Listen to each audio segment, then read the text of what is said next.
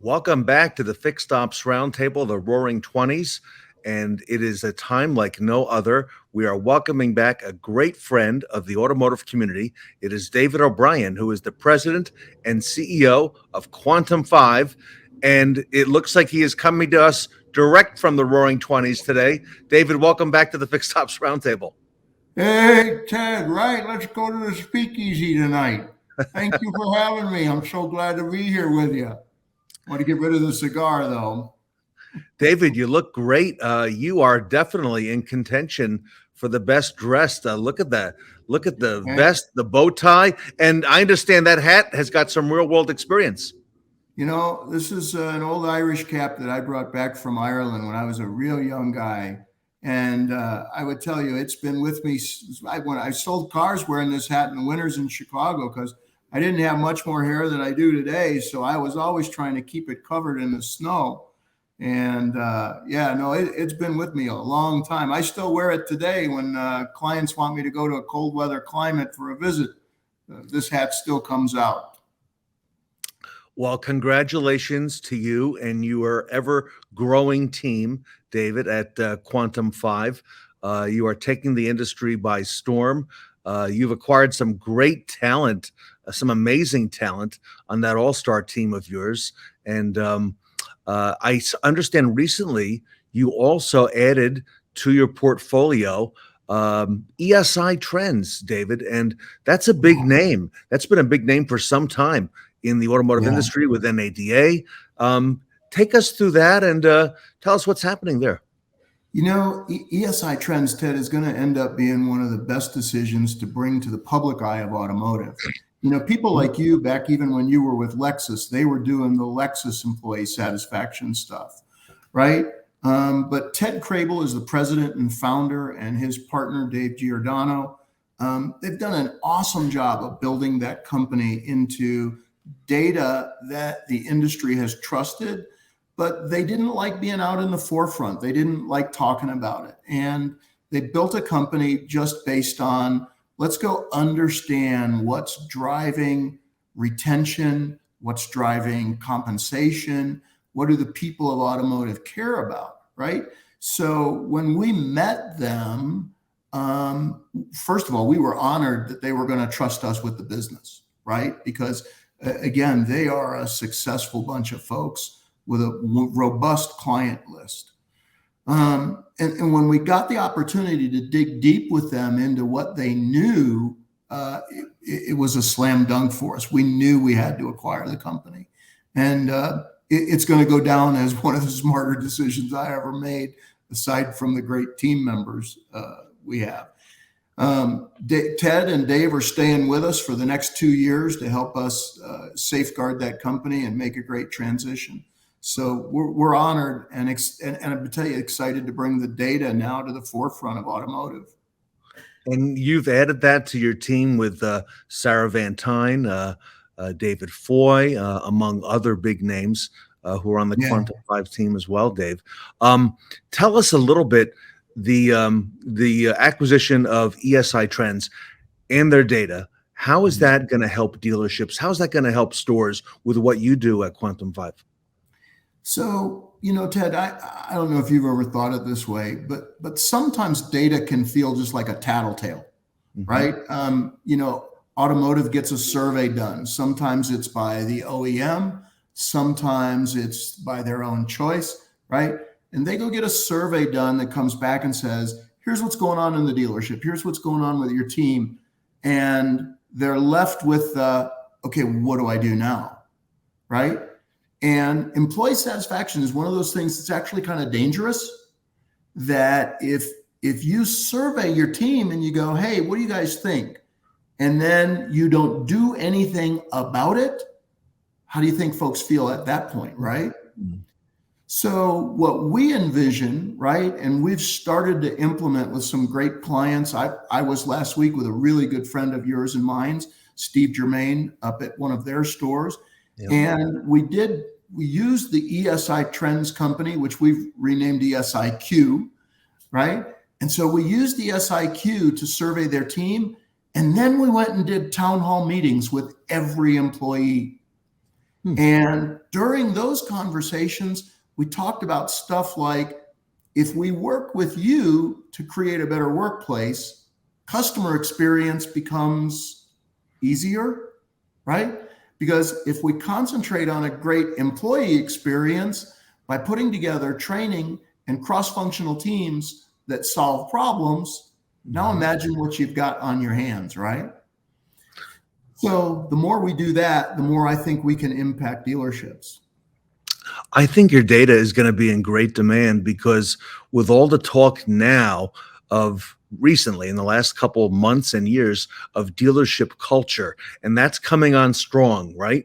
We're seeing things at the roundtable focus on the employees, a different type of work week, maybe a 4-day work week for the employees. Dave, these things were never even thought about, or maybe they were thought about by the employees, but they were never acted upon. And now we've got prominent dealers who want to get in on the action. So you've got a lot of data that supports this and has been collected for a long time. Well, I think that there's some people that you and I are close to that really helped create a tipping point. I'm gonna point out Ed Roberts, right?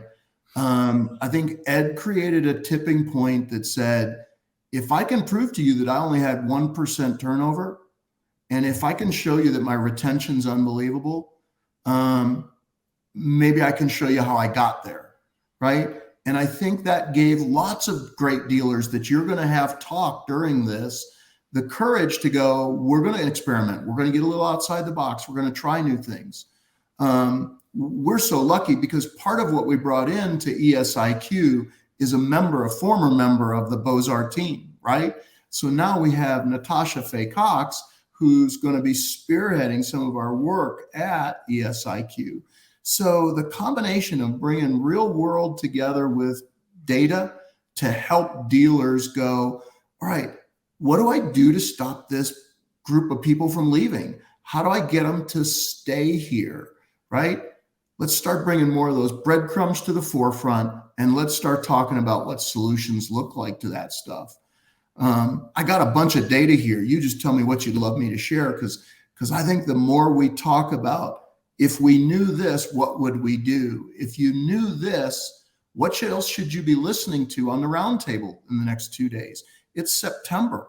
We've got to take action this year to solidify great dealership workforces. And you tell me where you want me to start, and I'll share some stuff with you that I think everybody's got to think about. Well, you and I talked offline a little bit earlier about compensation, and that seems to be a big driving factor. There's a lot of interest in that, how others are being compensated, what I can do differently. Let's take that as the low hanging fruit. So let's just take some numbers that we accumulate, right? They come out of a combination of ESIQ's work, right? If you take the average service consultant, right? And you go, okay, in year one, what does the average person make? Now, you remember, car dealerships are all over America, right? So what does the average person make? Takes your area in the New York metro area, and it takes my area in Metro Phoenix, but it also takes Pryor, Oklahoma. It takes Victorville, California. It takes America into consideration. The data says that the average service advisor is going to make about $54,140 in year one. Okay, well, there you go. Okay, that's not bad living. In year two, though, that jumps to $63,890. Now, considering what so many of this folks listening to us today know, they go, intuitively, that makes sense to me. They got a little better at their work. They earned some CSI bonuses. They completed some OEM certifications. They got better. We made more money. Year three, crucial, critical, because year three, they jumped to $72,190. Now, what do we know about year three? Year three is the retention point where you got to go, I got to pay really good attention. I got to get them to year three, because it kind of flattens out from year three until they've been there a really long time. And again, you and I and John Travers and some of the great people that are going to share over the next 2 days with you, It's intuitive to us. But guess what? Here's some numbers we got to think about. When you look at dealerships across America, the average retention at 3 years is only 45%. Really? Now, if you're running a car dealership and you've got 6 service advisors and only half, slightly less than half, make it to the 3-year point where they're making $72,190 a year, who does that mean is practicing on your customers? Yeah. The person making less because they're generating less for you, right?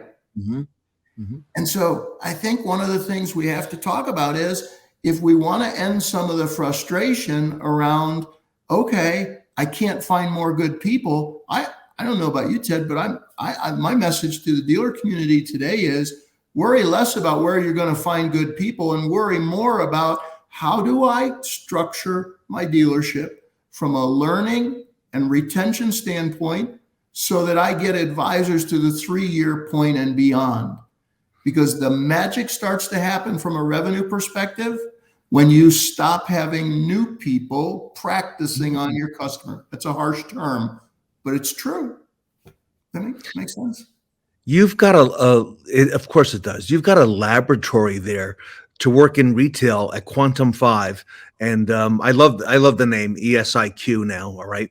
But you've really got that focus on people, and you help dealers focus on the fact that they've got to retain their people, like you're talking about right now. And you've got some great tools also in place that you've created really to help dealers do their training, if you will, but not in the typical way. Dave, talk to us a little bit about that. We took an unconventional approach because of somebody that you've had on here with me before, my partner, Ken Herford. Yeah. Right. So when you're the former chief strategy officer of Wells Fargo, you think different. Wow. When you're the owner of a private equity firm that invested in gaming, Club Penguin, and helped it grow to the point where it became part of Disney, you think different. When you're the executive producer of a movie, 7 Days in Utopia, which by the way is an awesome Robert Duvall, Lucas Black golf movie that everybody should go watch.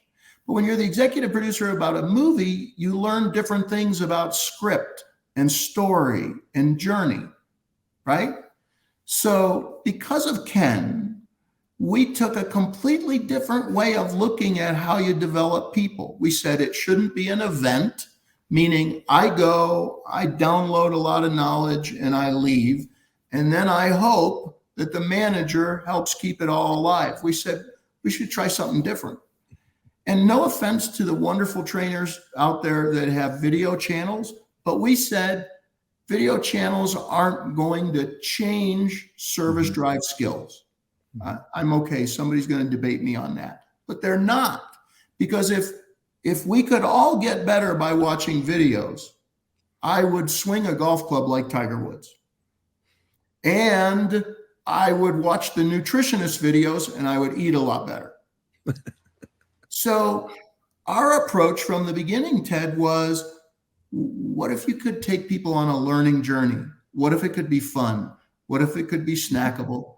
What if there was animation instead of stale video? What if you could create a patented technology that could call up art assets as needed to build these fun learning journeys?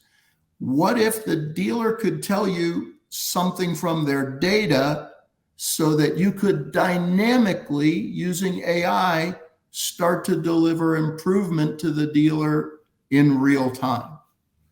And not because Dave O'Brien could figure it out, Ted. You know that. You know me too well. I didn't figure it out. Ken figured it out. And I'm always so grateful that he is my partner and part of this team. But now, by being able to know, okay, it's all great to say we bring this learning retention, Ted, but you know our audience here with us today on Fixed Ops Roundtable, they require a return on investment. So now, what if that stuff I told you we can do, what if it helped you retain your employees longer? You want to know what it turns into in dollars? So Yes. Yep. we just published a study of a dealer group that you know, Kenwood Automotive Group out of Ohio. Okay. Mhm. So they're really happy that we've been able to move some profitability numbers, right? They got a giant Toyota store that was up $213,000 just in Q1, right? But what they really care about is, are we driving retention? So if you move the average service advisor retention from 45 to 55%, if you just moved it 10 points, the translation is gross profit per employee goes up $775 a month, and it impacts the entire employee base of fixed ops. So now you have a potential in an average 70-person store of another $600,000 a year in gross profit. Wow. Wow. So retention pays bills. It doesn't just make you more front-end gross and therefore income. It translates to additional gross across fixed ops. And furthermore, it creates a better employee experience that creates a better customer experience. And if we can do all that and help them make more money, Ted, I think that's what we're supposed to do for the audience that's here today, right? That's a pretty good outcome, Dave O'Brien. We're speaking to David O'Brien, everybody. He is the president and CEO of Quantum5. They're taking the industry by storm. A large number of leaders in fixed ops are now on the Quantum5 team. He just added to it with a company they've acquired called ESIQ, formerly ESI Trends. And Dave's got the data to back it up. He is in some of the best dealer groups in the country. You're hearing some of the names mentioned. David, you mentioned Steve Germain. That Germain name is very well known around the country. And I know you've done some marvelous work and are using that, moving that forward as well. I'm, really excited about what you've got on the drawing board and what you've got ahead, because you're really changing the game of learning and focusing on that culture in the dealership. And I think you've got the right products at the right time for the right audience with fixed ops. Yeah, we're doing everything we possibly can to think outside the box. We've got a public dealer group that we work with right now, Ted, that you know from your own great work. They handcuff you, don't want you to say their name. But we've got this really great public dealer group that we're working with right now. And for them, it wasn't just about move profit. Sarah Van Tyne and her team did a great job at that. Dave Foy and his team then followed in, and they wanted customer satisfaction to move at the same time. So, helping dealers move both parts of the business in a way that creates long-term sustained profit and relationship is what we want to be about. It's a hard balance though, Ted. You've probably seen this in your own building the greatness of Fixed Ops Roundtable, which is for us, I want everybody in the training business to be successful. I don't have, me, I don't have a bad word to say. John Traver's my good friend. Russell Hill's my good friend. I mean, thanks to you, I've got great friends in this fixed ops team. I want them all to win. And the great challenge is, how do we show the future that we think quantum poses for our industry without sounding like we're picking on anybody? Yeah, I love it. And Dave, you don't just work for dealers and dealer groups, but you do work with OEMs as well on a big scale, right? And rolling out a lot of this stuff and implementing it and sustaining it on a very large scale. Well, my family came over here from Ireland in the Roaring '20s. My dad was born just after I got the boat, so I'm a little suspicious about Irish luck. So, we knocking on wood really hard. We have some really exciting things underway as we're moving through some RFP processes with OEMs. We're excited. They're excited to see. Can you imagine if the dealers could get out of having their people, hey, you got to go log into this OEM's LMS system, complete these certified classes. Can you imagine our dealer community if their people didn't hate doing that? And by the way, what's been really great is that the OEMs we're meeting with and working with, right? They know that the typical learning management system they're deploying is nothing but a punishment tool to the dealership. Yeah. Yeah. And if we could if Quantum5 can be part of bringing a better way of allowing OEMs to get the messages they want to get to dealership people, we're darned excited to be part of it. And knock on wood, I believe before the end of the year, we'll have a whole lot of exciting news to share with you about it. Everybody, great honor today to have with us David O'Brien, who is the president and CEO of Quantum5. Tremendous growth, tremendous innovation coming out of that company. And everybody in the Fixed Ops Roundtable, if you're not already involved with Quantum5, I would suggest reaching out to David. You can see his email here on the screen. He's also, of course, on social media, very easy to find, and members of his team. As you recall, he's talking now about a year ago it was Sarah Van Tyne and David Foy. Now it's Sarah and her team, David Foy and his team. So they are moving ahead. David, on behalf of the Fixed Ops community, thank you so much for all that you do. Ted, I give you a whole bunch of the credit, and I don't mean to make your head get big, but you handle it well, which is thank you for putting this thing together for automotive. You have shown us all that, we can gain knowledge in the snackable bites you bring at Fixed Ops Roundtable. You bring us a wide diversity of great dealership and outside people. And thank you, brother. The work you do is important. I know it isn't easy. It's time consuming. And you've made a huge difference in our company, and I know dealers feel the same way about you. Appreciate you. Thank you, and it goes both ways, Dave. David O'Brien, everybody from Quantum5, here today at the Roaring 20s Fixed Ops Roundtable.